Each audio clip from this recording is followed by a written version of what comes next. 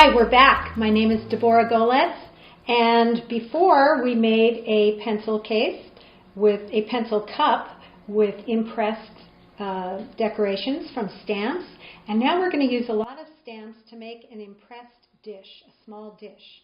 So what you can use is almost any type of stamp that you can find in the craft store, and let me go over a variety of those that I have in front of me here. These are rollers, and this is used probably to work with ink or on a wall to make a wallpaper impression, but it certainly works well with clay. This is a small rolling stamp. It has little dog paw prints on it. This is a stamp that I also got at a craft store that has 4 or 5 interchangeable wheels on it, and each one makes a different pattern. Very easy to use. These are commercial clay roulettes. So this is a wooden tool with a texture on it that you just roll between your fingers. This one does the same thing. These are also roulettes, and they have they're wooden tools also, and this one has little dragonflies carved out of it, and you roll it on the clay with your hand like this, and I'll show you how to use those as well with very different textures on them. Then we have some traditional stamps, some rubber stamps from the craft store. This is a nice foam stamp with a lot of different images on it, which is kind of fun to play with. This is a rubber stamp. It's handy for this project to have at least one square rubber stamp about this size, so you can use this kind of a thing or a rubber stamp that looks like this, or this is a wooden block stamp that's square. So it's nice to have at least one square stamp. And this is just another small rubber stamp. In addition, I have some other tools to make texture. This is a little wheel that can be rolled into the clay to make a texture. And these are stamps made out of air dry clay, a couple of different colors of air dry clay that are just let dry and then used when they are dry. So I showed you how to make a stamp like this using a pencil and some clay in my last demonstration. So, and you can have a couple of rulers on hand. It's always good to have a cutting tool of some kind. You can either use the hibachi skewer, a ceramic pin tool, or a wooden knife. Any of those tools will work just fine. I also have a roller here that has a texture on it. It's kind of like a pony roller with a texture on it. And I do have a very fancy tile cutter. This will cut out squares of clay. Now, you don't need to have this fancy tool. You can simply cut out a square out of newsprint and use that as your template to cut out your clay. So we'll do both. One last tool I have is from the kitchen. I believe this tool is used to make crinkle cut French fries, and it makes a very nice cut edge that's ripply. So we can use that as well. Let's start off by making our slab of clay. The clay usually comes in a block like this, and there's a couple of cutters that you can get. This is a ceramic supply store cutter, and it will cut a nice even slab. You can determine the thickness of the slab by simply moving this part of the cutter with some difficulty up or down, and that will give you your slab. So that works like this. So I'm just going to roll the green roller right across the top, and I end up with a really nice slab. It's very uniform in thickness, which is really easy to use. But that tool is a little pricey, so another tool that you can use instead from the craft store is this cake cutter. And this tool, it's a little harder to gauge how thick your slab is going to be, so we're going to roll it out on my makeshift slab roller, which is a wooden board with 2 yardsticks stapled to either side. I do have canvas on the wooden board first, and then 2 yardsticks stapled to the other side.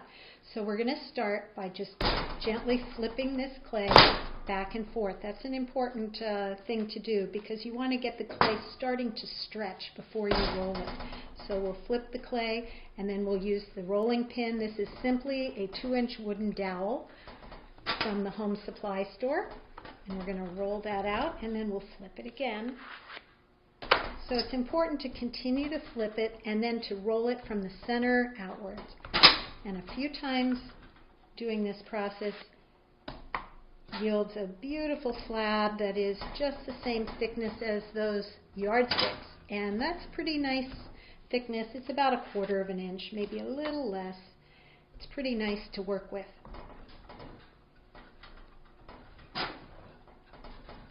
So there we have it. I'm going to transfer this slab, pick it up with 2 hands, hold it like a prayer, straight up and down, and then I'm going to transfer it over to a piece of newsprint so that it doesn't stick to the table. So I have 2 slabs here to work with. Often I will take a plastic gift card and remove the texture of the canvas. This canvas does leave a little bit of a texture on the surface of the clay, and I will remove that. For this project, you really only need to remove it from one side. This does not have any texture on it, but I can smooth it nonetheless with the gift card and make a nice smooth surface. So we want to determine what our shapes will be. So I'm going to just draw around the paper template, and this is about a 4.5 inch square. And you can draw another one right here, right next to it, so that they share one side. So later when I cut it out, it's really easy to cut out. Now the reason that I draw this on first, rather than cutting out the square to start my design, is because I'm going to use the stamps and make a lot of pattern on this clay, like I did with this white clay version. And when I do that, it makes the clay spread out a little bit. So you would end up with not a very true square if you cut it out early. So I'm going to start with my roller tool and one of the square designs for each one of these. So I'm going to start and place the square stamp right in the center and press down. And I can check my impression, but I don't want to remove the stamp, so I'm going to just leave it right there. And then I'm going to go around the edge with this roller. And I like to do 2 opposite sides and then the 2 connecting sides. So I get a nice even roller. Now this roller is a nice little vine and leaf pattern, so I'm going to use a leaf stamp to complement that, and I'll just roll that right into the corners. This stamp, I just washed it, so it's a little wet, so it's being a little finicky coming out of the clay. You want to keep your tools kind of dry. And there we go. Now we'll do another one. So I'll use a flower pattern for this one. So find the center and impress my flower design. And then I can leave it right there while I design around it. And this time I think I'll use one of these little roulettes, and again I'll do the 2 sides, and then I'll come up on the other 2 sides to connect them. And then I'll use maybe this little spiral stamp in the corners. You don't have to be super careful. Maybe I'll use this little rubber stamp to make a little more impression. I know that you can't see when I stamp the side away from you, but you will see it all when I remove everything. Okay, I think the more texture the better. Now on this one we're going to do something a little different. We're going to use one of these roulettes. So you could use a big pattern like this. This is pretty large. I could try it. Let's try it. So I'll roll that in there. Okay, so I have a big flower shape right there in the center. Or you can use these little roulettes. Maybe I'll use a small geometry pattern right here, and I'll push down and roll outward. And that gives me a little bit of a geometric pattern right on the outer edges of that flower. And then I think I need something square in the corners. So I'm going to just go into the corners with that square stamp. Like I said, the more texture the better. You really can't go wrong. You can have a lot of fun. I have a little hole there. Again, my stamp got a little wet, so I'm going to just patch that up. And I'm ready to cut out my shapes. Now, you can gently remove these and cut using the original paper template, and you'll notice that the original lines that you drew seem to have spread out a little bit more. So when you put that on there, they might not be exactly where you placed them before. And you can either use your wooden knife, or if you want to be very precise, you can use a ruler. Set it right up against there and cut. And I'm going to go ahead and cut right past this onto the second one also. And then put my scraps aside. If you put those scraps into a plastic bag with a little bit of water, you can probably get them soft enough to reuse them the next day.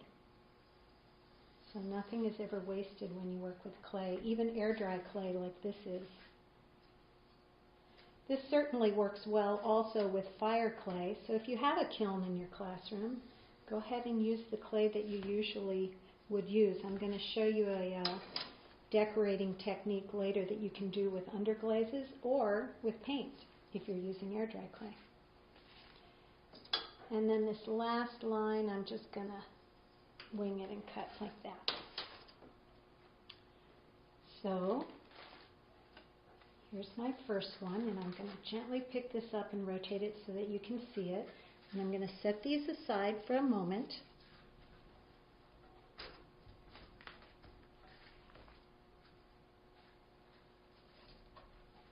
And this one, I could cut it out with the cookie cutter, but I think I'm going to cut it out using this cutter. So I'm going to put this newspaper right back on there and just cut through using the French fry cutter.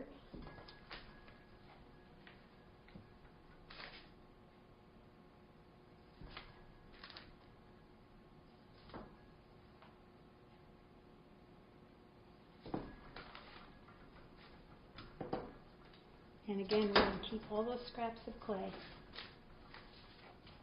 So there we are. Now I'm just going to pat those edges gently because I don't want them to be sharp. So just gently patting them onto the palm of your hand gives you a really nice finish. These can be done a little differently. I can take a piece of plastic. I like to use clear dry cleaner plastic and just set it on there and then rub those edges, and that'll give a nice, clean, smooth finish. And then we're going to turn it over and do the back side as well.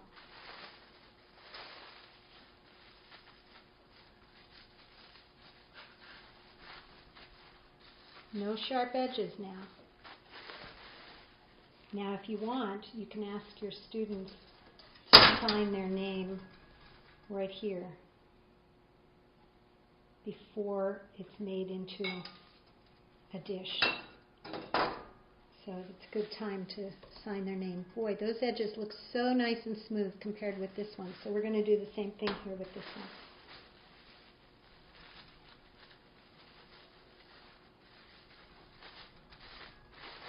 I kind of smashed the corner with my thumb a little, so I'm going to heal that over.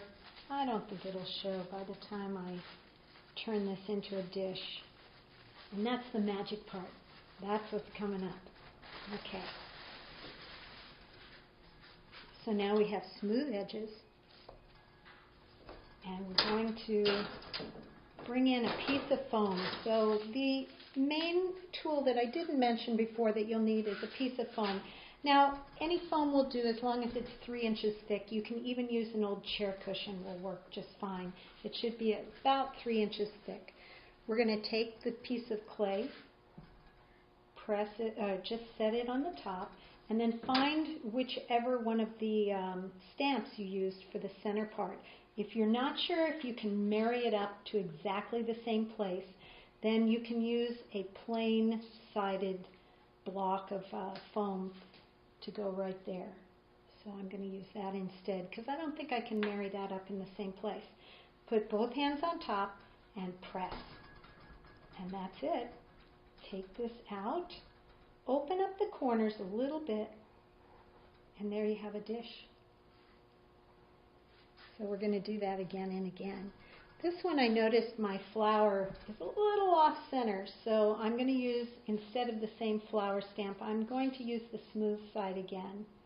And I'm going to just try to center it a little better than I did my original stamp. It really doesn't matter because by the time you turn it into a dish, if it's a little off center, it just gives it character, I think. You can also turn these up if you want to make it a little more of a bowl. And this last one with the curly edges, you'll find again the cube, because this flower roller that I used is much bigger than the center square. So you can also use a wooden block to do this. A wooden block will work very well. If you're worried that the wooden block will stick to the clay, just put a little bit of newspaper in between the wooden block and just do it right like that, and it'll work just the same way. Just push down, take that newspaper out, and there you have it.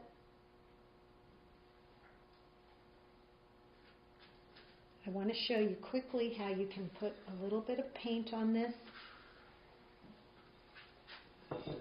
So I've taken, in this case, some basic tempera paint. In this case, I believe it's acrylic paint, actually. And I've watered it down, so it's really kind of like a watercolor consistency. And I'm just going to brush it in. And I'm not going to do the whole thing in this case, because I think you'll get the idea if I just do the edge. And then what I'll do is I'll take a sponge and some fresh water and I'll wipe away the surface so it really stays in the crevices. Now, if you're using fire clay, what you'll want to do is first bisque the piece at low temperature, and then you can use underglazes the same way. Just water them down a little bit, paint them in, and then sponge them off. Then if you want to apply a clear glaze over the surface of that, you can. But for air dry clay, paint works quite nicely in this way. It'll seal it. Even where you've wiped it off, it'll be sealed. And of course, if I was doing this to completion, I would probably use another color in the center.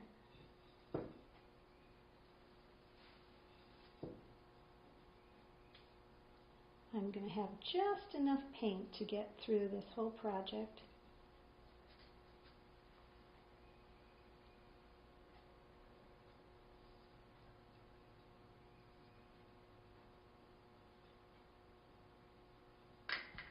So it really highlights the texture that you put in there. And there you have it, a dish from a slab.